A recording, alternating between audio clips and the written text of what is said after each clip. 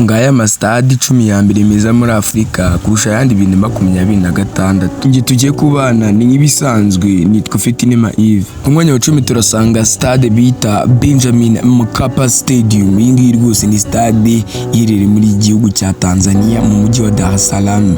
Iyi stade ifite ubushobozi bwo kwakira abantu 60. Ku mwanya wa 9 turasanga stade yitwa Mbombela Stadium. Iyi ngiyi ikaba iherereye mu gihugu cya Afrika y'Epfo cyangwa se South Africa mu ndimi z'amahanga. Iyi ngiyi iherereye mu mujyi wa Mbombela ndetse ikaba ifite ubushobozi bwo kwakira abantu 43,300. Ku mwanya wa 8 turasanga stade n'undi yacu Amahoro Stadium. Iyi ngiyi n'ubundi iherereye mu gihugu cy'u Rwanda mu mujyi wa Kigali, ikaba ifite ubushobozi bwo kwakira abantu hafi cyangwa se abantu 45,000 byose. Iyi stade ikimara kuvugururwa yahise ishyirwa mu mastade 10 ya mbere meza kandi akomeye cyane muri Afrika 2026. Karindwi turasanga stade bita EBN Batuta Stadium. Iyi ngiyi rwose ikaba iherereye mu gihugu cya Morocco cyangwa se Maroc nk'uko abanyarwanda tubivuga, iherereye mu mujyi bita Tangier.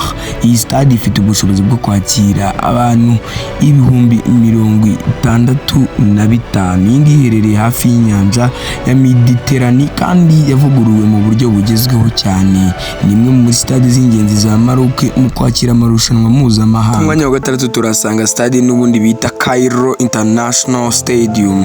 Iyi ngiyi n'ubundi ko ni stade ikomeye cyane cyangwa se stade mpuzamahanga ya Egypt, iherereye mu gihugu cya Egypt cyangwa se Misiri nk'uko n'ubundi mu Rwanda tubivuga. Ifite ubushobozi bwo kwakira abantu 75,000. Ku mwanya wa 5 turasanga stade yitwa Hossein Eid Ahmed Stadium. Ikaba ari stade iherereye mu gihugu cya Algeria cyangwa se Algeria. Iyi ngiyi rwose iherereye mu mujyi bita Tizi Ouzou. Iyi ngiyi ikaba ifite ubushobozi bwo kwakira abantu 50,000. Yafunguwe mu 2024 kandi ifite imyubakire ya kijyambere cyane. Iyi ngiyi rwose ikaba ihuza umuco byo hariya mu gihugu cya Algeria. Kane turasanga Moses Mabhida Stadium. Ikaba ari stade iherereye mu gihugu cya Afrika y'Epfo cyangwa se South Africa n'ubundi mu rurimi rw'icyongereza.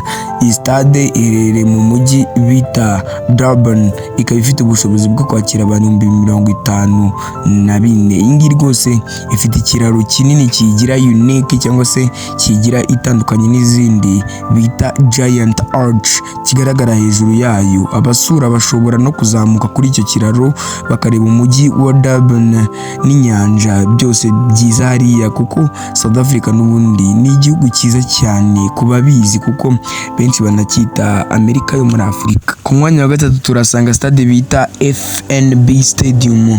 Iyi ngiyi ikaba ari stade yo mu gihugu cya Afrika y'Epfo cyangwa se igihugu cyitwa South Africa mu rurimi rw'icyongereza. Iherereye mu mujyi wa Johannesburg, umujyi rwose mwiza hariya muri kiriya gihugu cya South Africa. Iyi stade yakira abantu benshi cyane.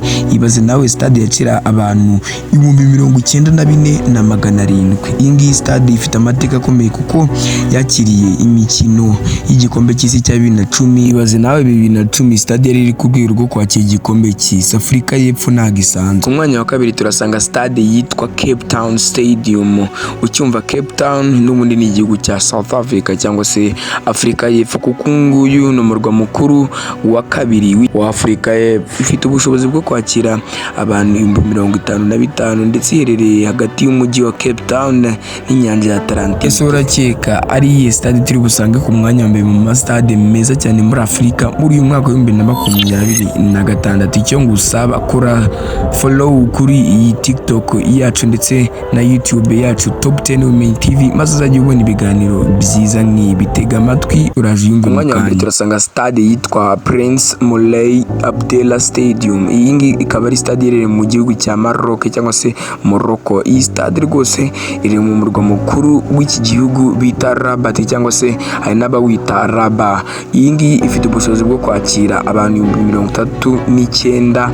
39,500. Yafunguwe mu 2025 nyuma yo kongera kuyubaka mu buryo bugezweho. Ifite ikoranabuhanga rigezweho ndetse rwose yakiriye AFCON 2025 ndetse bivugwa ko izakira igikombe cy'isi 2030. Igikombe cy'isi kizaba gikurikira ikino kirangiye cya 2026 kizakirana n'ibihugu bigiye bitandukanye nka za Portugal.